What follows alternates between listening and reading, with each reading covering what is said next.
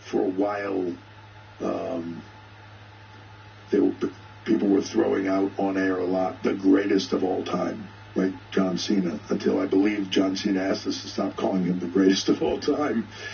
Um,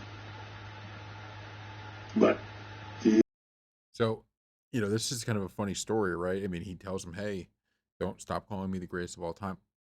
I I think Cena needs to get more talk of the greatest of all time. We hear about Hogan. There's no question he should be in the running for greatest of all time. I mean, this what we see today probably wouldn't exist, without him being the big star that he was. Steve Austin has to be in the conversation for greatest of all time because he was the top guy in such a crucial era for the company. I think Undertaker has to be in the conversation for the greatest of all time because he was by far the most loyal to the company.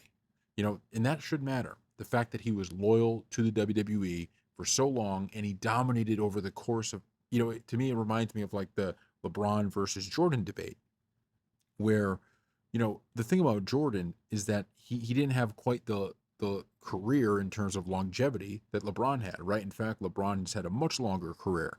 But when Jordan was at his best, I would say, not to bring sports into this, but that Michael Jordan was better than LeBron James. But it's a difference between somebody who really dominated over a shorter period of time versus someone with that longevity. So when you look at Austin, he is still a big star today, but his time in WWE was really nowhere near as long as like The Undertaker. And Undertaker was on top for his entire time, and that has to count for something. And then John Cena also has to be there. He has a little bit, I think, of the Austin and the Taker, meaning Cena's been around for a while. Cena, he wasn't someone who just burned hot for 3 years. He's been around for a long time. So he should be in that discussion. And I really think those to me, and then you could bring in someone like Andre, and I know, obviously, but to me, Andre is just such a legend in my eyes that, maybe you would consider him. But I think those four, right? Hogan, Austin, um, Undertaker, and Cena, I think those are